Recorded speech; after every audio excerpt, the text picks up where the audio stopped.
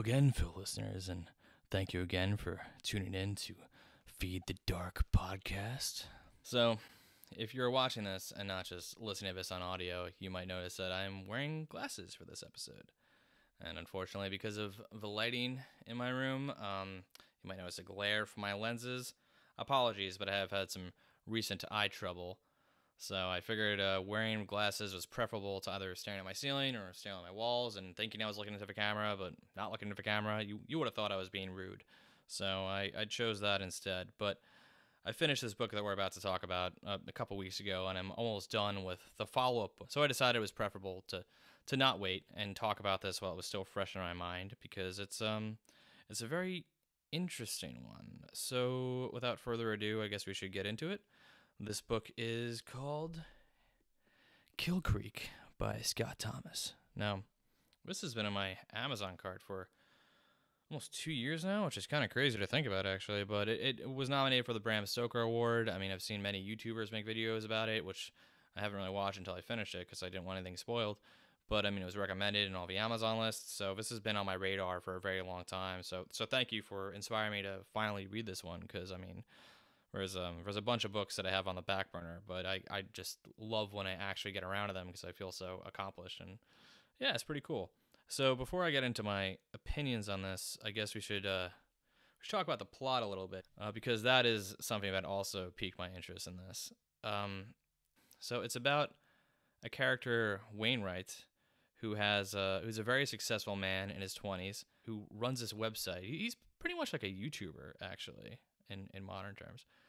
And he runs these like horror events pretty much. So for this one, he wanted to interview 4 very famous horror writers, but have them stay overnight at this haunted house on Halloween. And I mean, it's a horror novel, so you can kind of see where it goes. But he kind of tricks them at first. I mean, like he has them sign a contract where he makes it sound like he's only interviewing them individually, and he doesn't tell them the location of it. But him and his girlfriend Kate, who is the camera woman, kind of spend a couple nights there. And this is part 1, because this novel is split up into 3 parts, and we'll get a bit deeper into it in a little bit. But before we do that, we should also kind of backtrack to the history of the house, because that plays a very important role. So the prologue of this novel takes place in 1859 in Kansas, and it explains that the house was built brick by brick by a white man who was madly in love with a black woman. And, 1859 Kansas, not always the happiest ending, unfortunately for this couple. They were both hung by the neck, and no one entered the house for, many, many years. And then another couple of people purchased the home, sisters, one who was handicapped and one who wasn't. Their fate was not exactly the best either. So that was in the 1980s, and no one has been to that house ever since. So I've read some people online say that the buildup is very slow, and I get why they say that. I actually have pacing problems later on towards the middle section in part 2, but I really liked the first third of this book, which is, because I thought that the buildup actually added a lot to the creepiness and a lot to the characters. So, for instance, there's before most of the characters are even introduced, there's they have a chapter of like the gardeners going on for to maintaining the house, and they just the woods kind of go out of control, like leading up to the place, and the wind goes out of control. There's some creepy stuff that happens very early on, which isn't like super over the top, but I actually find that subtlety scarier than later sections of a novel, which we'll get into in a little while. And also, the other reason why I loved part 1 of this book so much was the introduction of all 4 characters. I thought was awesome, and I know that some people who some other reviewers that I've read thought they were like too far into what type of characters they were. But I mean, I thought it was awesome. The first person we're introduced to, the first author, I should say, that we're introduced to is Sam McGarver, and he's having a bit of a writer's block, but he's written some scary stories that, aren't exactly like totally artistically appreciated, but also aren't total garbage. So he's kind of like a middle ground author, but he constantly writes about, people in the Midwest and, small town families. which is, kind of has her recurring style. Reminds me a lot of King. But then after that, you get introduced to the other characters who are also just, remind you of very specific authors. We have Daniel Slaughter, who just keeps pumping out all these all these books that are kind of like easily digestible and for a bit of a younger crowd, and we're not really like, we're not exactly like the most well respected among the writer community. But he's a very successful author, and he's also Christian, so he's also battling with the Christian community. It's pretty interesting. And then we get into T.C. Moore, who is the only female author of the group, and I'm gonna have a little bit more to say about her later on. But she's pretty interesting because she writes very, very sexual material, and it's incredibly, it's vile and it's graphic and it's super over the top, and juxtaposed with Sam McGarver's work. Instead of taking place in the Midwest all the time, it takes place in more urban city areas. So it's interesting to see things from her perspective. I mean, and she is right off the bat just incredibly sarcastic. I mean, maybe to a fault, but she's another really interesting figure that I actually enjoyed. I know some people have problems with T.C. Moore, and like I said, we'll get into that in a bit. But I thought she was a pretty strong, badass character for the most part. And finally, our fourth writer is Sebastian Cole, who is an elderly man who is just well respected and praised among the entire writer community. So it's a pretty interesting group of people, and I actually kind of really like the fact that they like chose like 4 totally different kinds of horror writers that you could totally imagine existing in real life, and kind of just mix them together and put them in one actual like horror situation. So I really respected that. I thought that was cool. So I actually really liked the build up, and I mean, I didn't even mention some like specific things like in the beginning when you first meet Sam. I mean, it's pretty awesome because it's just a mountain. It's just it's like a waterfall of references just pouring out of his mouth. Because at this point in the very beginning when you first meet him, he's teaching a college class about horror film and horror literature. So he's just referencing like Nightmare on Elm Street and Haunted Hill House, and I mean Evil Dead 2. Like it's awesome. I mean, if you love horror on any level, you're gonna find like 7 things you like in that opening introduction. So it's pretty fun. So yeah, I love that, and I love like the slow introduction, but also when these characters slowly kind of meet each other in the beginning because of Wainwright. Their interactions are really fascinating in the very beginning, and this slow build up is it's something that I really appreciate. Now this first part actually goes on pretty long in the story. I mean, they're all relatively long, but just story wise, this could have been a complete novel in itself, and I think it might be my favorite part. So I don't want to accidentally spoil anything for you. I guess I'll say now that I liked it, but I had some problems with it. It's definitely not on my highest recommendation list. I think there are other better haunting horror novels, but it was a good time for sure. I have my pros and my cons, but if you don't want anything spoiled, I would tune out in 3, 2, and 1. So during the first part, they all, get tricked into staying overnight at this haunted house, and a lot of creepy things happen. It's way more subtle. It's way more up my alley. It's more like, kind of scary noises kind of stuff, and people seeing things, and it gets kind of crazy, but not like, super gory or anything. But at the end of part 1, which is a major spoiler, Daniel Slaughter, who is the character who pumps out novels constantly and is the more Christian member of the group and caters to that crowd, and who doesn't even curse or anything like that. Once a lot of crazy things happen during her overnight stay, and after the interview is over, his daughter dies, and that becomes a catalyst for a lot of craziness later on. But I mean, there's a lot of interesting stuff built up in this first section. I mean, that's the main one. But also, there's some false stuff built up, which I thought was a unique perspective. Like, for instance, Wainwright is is with the camera woman Kate, who I don't believe I even mentioned. She's a black woman, and he's deeply in love with her. And there's some suspicion in the beginning because Sam believes that like he has like this waxy, like unhuman face, and there's a lot of references to not just looking fake and looking like these old pictures. So I kind of thought the story was going in the direction that these were, the people in the beginning of the prologue who built the house and who were in love. We'll get more into that into the end, but that was built up in this first part, and I mean it was made even it was alluded to that a little bit more because Wainwright was acting just incredibly strange, and the actual interview that took place was him just being like the biggest asshole on the freaking planet. I mean, he was just asking them about like everything that pushed their buttons, like about their divorce, about like T.C. Moore selling out by selling her extremely vile and violent sexual, like crazy works of literature into Hollywood to be watered down to like PG-13 garbage.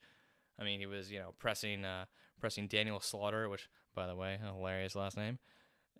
About the the Christian audience that he wasn't selling to anymore. He was asking Sebastian Cole about if he was washed up and all that stuff. So he kind of we painted him as a villain. I was kind of surprised I didn't follow through with that as much as I thought. But part one was definitely my favorite section. So this is really where we get into part two. And as I sort of mentioned before, I mean part one I thought was a pretty solid, I mean, not like incredible, but a pretty solid, complete story in its own right. I mean, introduced the backstory of the house, it introduced all the four writers, excuse me, all 6 characters. And, they went to the house, they experienced some hauntings, they had enough backstory, and they left the house, and there were some consequences. So part 2 is a bit of a stall section, in my opinion. It's, I mean, it's still interesting, but it's when everyone kind of, goes back to their respective homes and they kind of deal with the aftermath of everything. And the pacing kind of goes like up and down for me anyway, where each chapter is kind of like, oh, this is interesting, or oh, I don't really care too much about this. But I think the most fascinating part of this is seeing Daniel Slaughter and seeing that Christian man who won't curse at all, who was the biggest optimist of the group. Just him totally broken down, and him losing his mind, and telling people to go fuck themselves and all that. So that I think was really interesting. I mean, it was interesting for some other characters too. For instance, Sam and T.C. Moore, and eventually everyone they find out are just obsessed, and they're just cannot stop writing, and they're all writing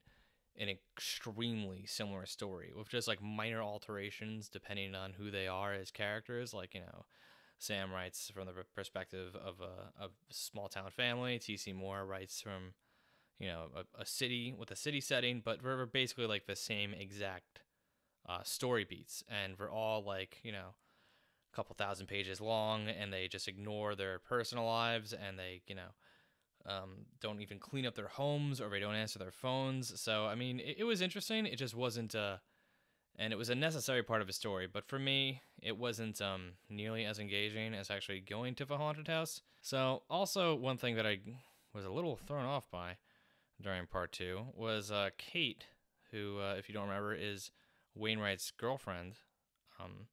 She was a black woman who was a camera woman, who was there during the entire first experience in the house. And I really kind of wish they went in the direction that they were alluding to before. I mean, I think I kind of briefly mentioned this, but it seemed like they were going in the direction of, that they were the characters from the prologue. And I mean, that would have been obvious, but to me that would have also been really creepy and cool if Wainwright and his girlfriend were actually, just somehow the ghosts of the people who built the house and were both hanged, because I mean, it was like almost a direct reflection of the story in the prologue of just how in love they were, and they kept commenting on the differences between the white man and her being a black woman and all that. And I mean, there were sections during the first part of Sam noticing the fact that his face looked really waxy, and they really paid paid a great deal of attention to making it seem like that might be the route to go down. But during part two, Kate dies in a very brutal way, in a sort of haunting-esque incident that makes her cut herself, like, completely open. And I mean, it was gory and it was cool, and I guess it was like a subversion of expectations. I thought they had a pretty good build-up to go in that direction they were actually building towards. So maybe it's just me, but I personally would have preferred that. But that sort of summarizes most of part two, other than some other stuff I don't really care about. But basically, they eventually decide to go back to the house for part three again, because they decide it's the only way to stop, their constant hauntings, and maybe it's a way to finish the novel that they're all like obsessively working on. So that brings us to part three. I mean, obviously I skipped over some important details, but yeah, part three is it had a lot of really creepy stuff. Except, I mean, I know I keep saying this, but part one to me was creepier in the fact that it took its time a little bit more, which I don't know. I mean, this kind of jumped into like excessive gore combined with hauntings, but like, to me, it just kind of jumped into like super fucking horror territory. Like immediately, like it went into dumb territory. Actually, that's more so my problem with it. I mean, I know that some people had a problem with the fact that it took so long to get to the violence. Honestly, I thought the violence for some of the scenes anyway were kind of dumb. Some of them were pretty cool. But like Daniel Slaughter, so when they get to the home, what they're trying to do is they're trying to break into this kind of forbidden room that they're not supposed to be in. It's the room that the woman and the sister in the wheelchair died in, and they it's where all of the writing for them stopped. Is like they break down it brick by brick and then pause. So that's part of the reason why they're going back. So they try to break down this room, but this is where, I mean, there are a few scenes, but one of the scenes specifically related to Daniel Slaughter that I think is a bit silly is, I mean, first of all, these are 4 horror writers who have been commenting on tropes since the beginning. And this guy literally says, like, oh, I'm just going to, take a walk outside alone for a minute. I need to, get my mind clear, or whatever he says, when they're, like, not able to break down the door all at once. And not only is that dumb, but Sam is like, this professor of horror just turns and was like, yeah, all right, he's probably okay. And like they make like a note like, oh, but he knew that he might not be okay. Like, motherfucker, you are a professor at a university and you are a horror writer. You do this for a living. You are successful at it. All 4 of you are successful horror writers. Why are you submitting to like these obvious cliches? I mean, there are other examples too. I don't want to say all of them, but I mean, there are just a few moments where I'm like, Jesus Christ, what in the hell? But eventually, after this goes on for a little bit, to me, it gets dumber. I mean, once again, massive spoilers. Obviously, I've spoiled a lot before, but this is like towards the end of part 3. So Daniel Slaughter eventually gets sucked into the room they're not supposed to be in, and they can't break into, and he sees a vision of his dead daughter, obviously the house, that pretty much commands him to kill. So the rest of the novel is Daniel Slaughter kind of taking out the rest of the characters, or most of them. But yeah, I don't know. I mean, it's like I said, it's gory, and it's if that's kind of your thing, it's cool. There were some other haunting things paired with it, but I really don't know. I didn't feel like they were building towards that, other than the fact that his daughter died at the end of part 1, which obviously played a major role. And I thought that was cool, but I mean, they weren't really totally clear on if it was like a total possession type deal, or if Daniel Slaughter just like went insane within those like couple minutes where he just saw his daughter. I mean, it was to me it was a bit too unclear. I wish that was a bit more fleshed out. I wish a few other things were fleshed out too. For instance, the motivation of either the house or who knows. So I guess we should just go full spoiler territory. Well, first of all, not everyone dies. There's a couple survivors. Sam is one of them. T.C. Moore is one of them, which we will definitely get into right after this. But the source of the horror, it's not from what they were building to in the beginning, which in my opinion I thought they were heavily building towards Wainwright and Kate. to be the source, just because of how sketchy they were and all that stuff. But it was a little weird because they kind of said that it was so the house is just a living entity, and we have decided to haunt this group of people because we the house like needs this story to constantly be told in order to be scary, and that's some cheesy bullshit like that. I mean, I know some people, like I said, I've read reviews of people like, oh, that's genius. I think it's bullshit. So that was kind of dumb. And but then they like go back to the fact that like, oh no, it was actually the two sisters that were, and one of them was a witch. So the witch is actually the reason for all of it. I don't know. It was really wishy-washy. I mean, maybe someone, if I'm totally missing something, then please someone explain it to me. I would have liked a more straightforward explanation for the haunting of a house, or just that it's fucking haunted. I mean, Jesus Christ, just say it's a haunted house. I don't need this other shit. But that I think really just made this a bit less interesting to me. I mean, it felt like they were trying to throw in like a few different plot surprises, which I don't care. I mean, this is not a complicated story. It's 4 horror writers stay at a haunted house and spooky shit happens. That's all I need. I don't need this fucking like back and forth from you. But I mean, I don't know. Maybe I'm alone on this, but I really was not a fan of the change of the explanations and the fake outs. Like, oh no, this is the reason. Like, that's not why I read these kinds of books. I don't know. I don't really totally care about that aspect of it as much. So, I mean, that's most of the plot. I'll discuss a little bit more of the very ending in a minute, but before I go any further, because this has been more of a plot summary than any of my other reviews thus far, so I feel like I should get into my likes and dislikes. This way I'm not, like, just, pile driving through the entire story.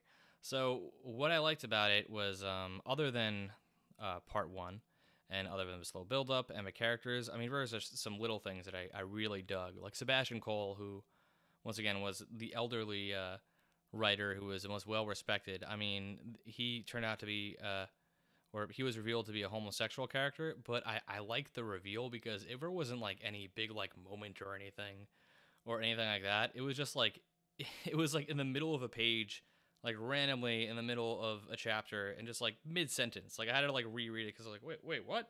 So, it wasn't even, like, they didn't try to, like, dramatize it or make it this big deal. It was literally just him talking. I mean, it was a surprise to some characters, but, like, just how nonchalant they introduced that idea. I thought that was pretty cool, and I thought that was very respectable. And Sebastian Cole as a character, I really dug. He was a very eloquent man. Really liked him a lot. I mean, I mentioned this before, but I really like Sam's just entire outline of all of his lesson plans, which are just like basically like saying the author saying like I like this book and I like this movie, and I don't know. I mean, it was kind of like feeding into the audience, but I dug that. There are a couple things I also really want to talk about that I really dug. So maybe it's just because this one lesson plan stuck with me for most of my life, but I remember one of my teachers from middle school saying that the first line of your story is incredibly important, and it's more important than you realize. And that sounds obvious, but there was a whole lesson plan on it. I mean, I was taught that not only by my middle school teacher, I was taught that by several other writing professors, and I always kind of pay attention to that stuff whenever I open a book. So I really liked the beginning of this.